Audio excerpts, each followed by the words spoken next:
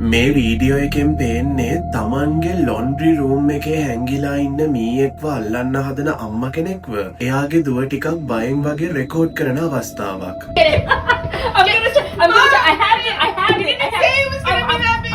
බැලූ බැල්මට මේක කැමරාවක සටහන් වුණු විහිළු සහගත අවස්ථාවක් වගේ පෙනුනත් මේ අම්මයි දුවයි පස්සේ වෙනකම්ම දැකපු නැති එක විශේෂ දෙයක් මේකේ තියෙනවා කියලා දැනගත්තාම නම් ඔයාට hina යන එකක් නැහැ. මේ වීඩියෝ එකේ කොහේ හරි තැනක මේ මීයාට අමතරව ඇඟ හිරි වැටෙන විදිහේ අමුතු දෙයක් කැමරාවේ සටහන් වෙලා තියෙනවා. හොඳ අවධානයෙන් බලන්න.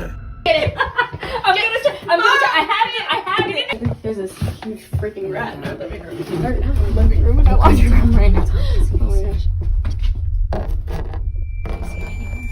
Oh my god. Oh wait, okay, let me try to open the door. Hold on. Oh my god, it's right there in the basket. Oh my god.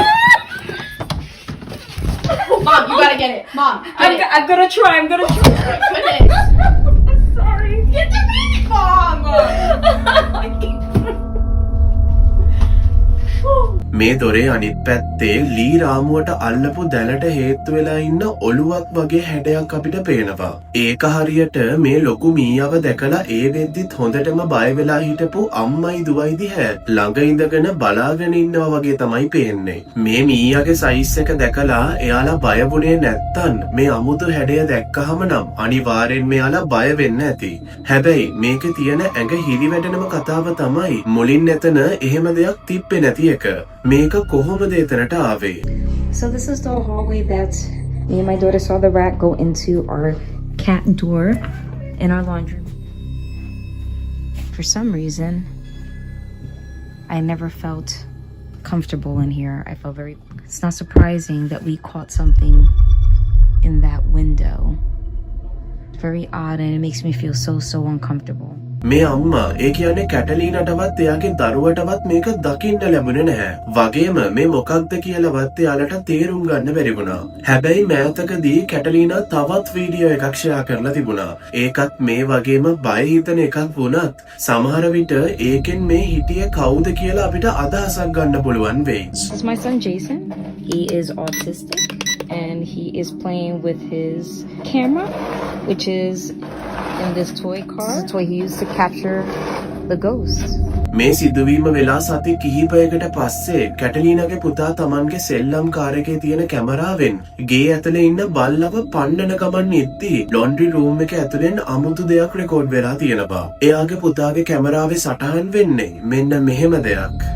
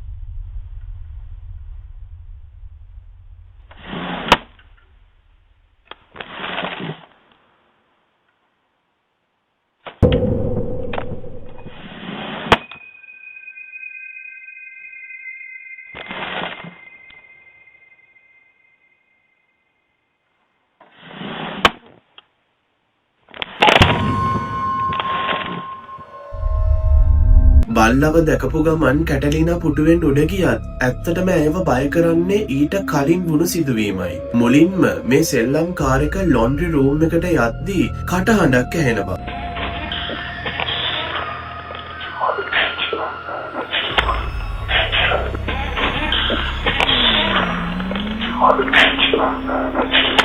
මේ වෙලාවේ ලොන්ඩ්‍රි රූම් එක තියෙන පහළ තට්ටුවේ තියා ගේ ඇතුළෙවත් වෙන කිසිම කෙනෙක් හිටියේ නෑ කියලා මතක තියාගන්න. කලින් හිටපු අර අඳුරු ඡායාව වගේම මේ අමුතු කටහඬ ආවේ කොහෙන්ද කියලාවත් හොයාගන්න බෑ. හැබැයි මේකේ බය හිතෙනම හරිය තියෙන්නේ ගේ ඇතුළේ නෙවෙයි එළිය වෙන දෙයකයි. සත්තුන්ට යන්න හදපු ඔටෝමැටික් දොර එක දිගටම ඇරෙන්න වැහෙන්න පටන් ගන්නවා. එතන තියෙන ප්ලේමැට් එකකින් එක කෑල්ලක් විතරක් ගැලවිලා ගිහින් ඒ දොර ඉස්සරහට වැටෙනවා. අනිත් කෑලි ඔක්කොම එහෙම්මම තියෙද්දි එක කෑල්ලක් විතරක් මේ විදියට ගැලවිලා යන එක තමයි පුදුමේ. මේක හුලඟට වුණා කියලා හිතන්නවත් බෑ. ඒක හරියටම තරහ ගියපු පොඩි ළමයෙක් ඒක ගලවලා විසික් කළා වගේ තමයි පේන්නේ. කැටලීනට නම් හිතෙන්නේ මේ දේ කරපු කෙනාගේ ටාගට් එක වුණේ සෙල්ලම්කාරයෙක් කියලායි. මේක අවතාරයක් වුණත් නැතත් ගෙදර ඇතුලේ එළියේ රෙකෝඩ් වෙලා තියෙන මේ දේවල් නිසා ඇයි ඉන්නේ ලොකු බියකින්. As you can see, when I pull this one apart,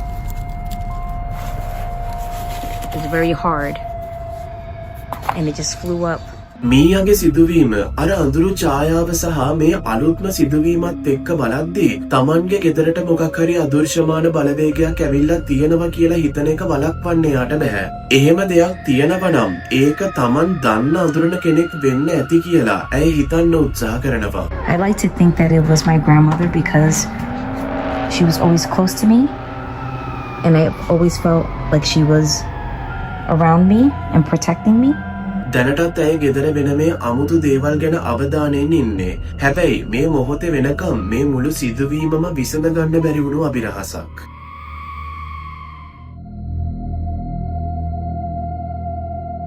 මේක එන්නේ සොහොන් පිටියක් ළඟින් කියපු Uber Eats driver කෙනෙක්ගෙන්. මාක්ස් විල්සන් කියන මේ කෙනා Uber Eats එකේ අවුරුදු 4ක් වැඩ කරලා තිබුණත් මේ පැත්තට ආයේ එන්න මේ තරම් බයක් එයාට කවදාවත් දැනිලා තිබුණේ නැහැ. ඒකට හොඳ හේතුවක් තියෙනවා. 2026 අප්‍රේල් 28 වෙනිදා රෑ මාක්ස් කෑම ඕඩර් එකක් දෙන්න යන ගමන් යද්දී එයාට තේරෙනවා එයා යන පාර දෙපැත්තෙම තියෙන්නේ එකක් නෙවෙයි විශාල සොහොන් බිම් දෙකක් කියලා. See these two lanes right here? This is where I was at, man. This one, this whole lane right here are nothing but cemeteries. එයා මීට කලින් පාළු පැතිවලට ඩ්‍රයිව් කරලා තිබුණත් එයාගේ ඩෑෂ් කැම් එකේ රෙකෝඩ් වුණු මේ දේට නම් එයා කොහොමත් ලෑස්ති වෙලා හිටියේ නැහැ. මේක බලන්නකෝ.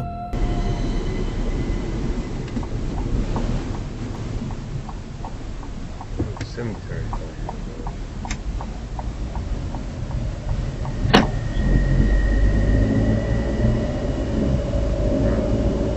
That's called a cemetery.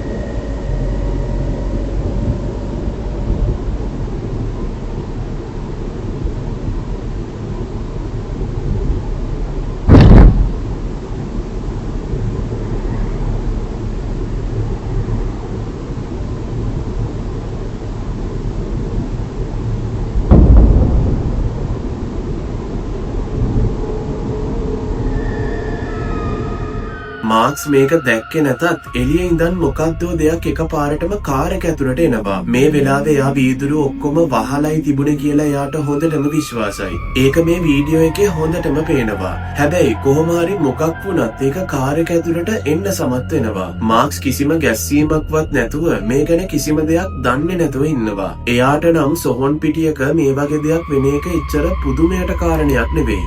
This is where I was at, man.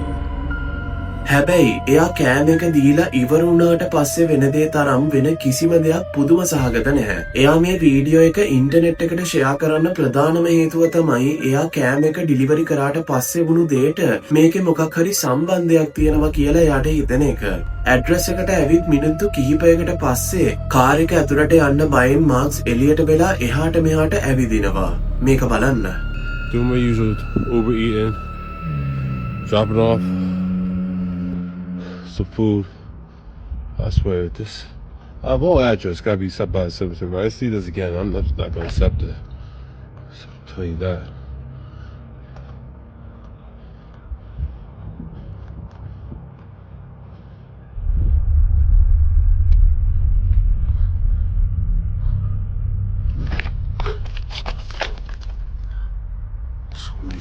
tripping. No. I'm not tripping. So, I'm dropping off the DoorDash. The Uber Eats. I can't even get my daggone company straight. And you're gonna see a vibration. You're gonna see tapping at the window. He's definitely gonna hear it.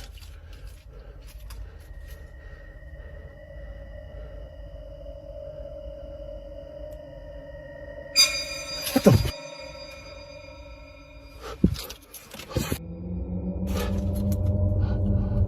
Hell no. Hell no.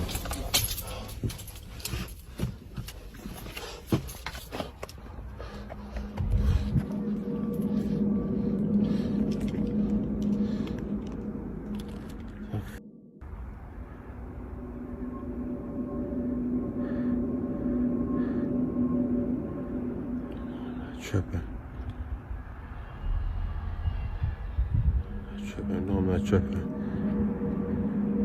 Oh, hell no, hell no, hell no, hell no, hell no, hell no, hell no. Okay.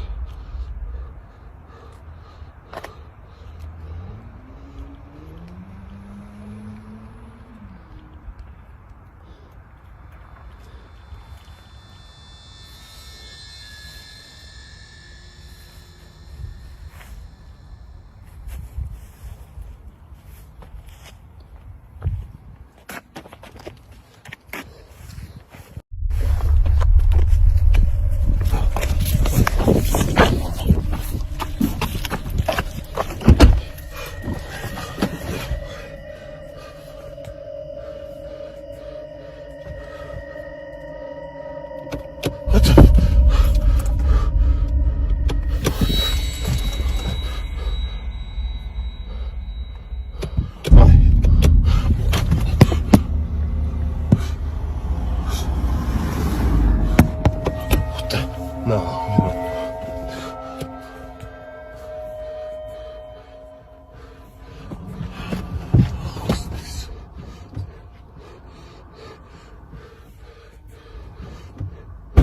Oh hell! What the?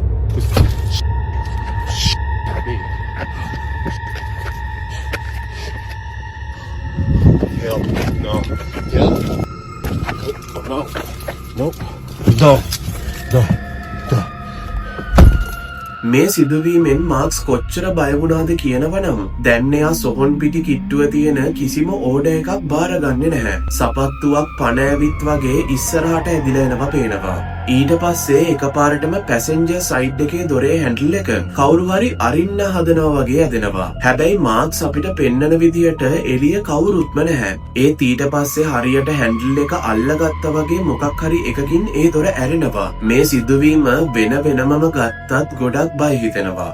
ඒත් මේ ඔක්කොම එකතු කරලා බලපුවාම ඇත්තටම මහා භයානක චිත්‍රයක් තමයි ලැබෙන්නේ. එළියේ හිටපු මොකක් හරි දෙයකට මේ සපත්තුව පාවිච්චි කරලා මාක්ස්ව කාර් එකෙන් එළියට ගන්න ඕනේ වුණාද? එහෙමත් නැත්නම් මේවා නිකම්ම සොහොන් පිටියක් ළඟ වුණු අහඹු සිදුවීම් පෙළක් විතරද? ගොඩාක් අය මේක අනිවාර්යෙන්ම අద్භූත සිදුවීමක් කියලා හිතන එක සාධාරණයි. ඉතින් ඔයාට මොකද හිතෙන්නේ? මාක්ස් නම් විශ්වාස කරන්නේ මේක අනිවාර්යෙන්ම අద్භූත දෙයක් කියලායි. ඒ කොහොම වුණත් එයා නම් ආයේ ළඟදී කොහොමත් මේ පැත්තේ එන්න හිතන්නේවත් නෑ කියලා අපිට විශ්වාසයි.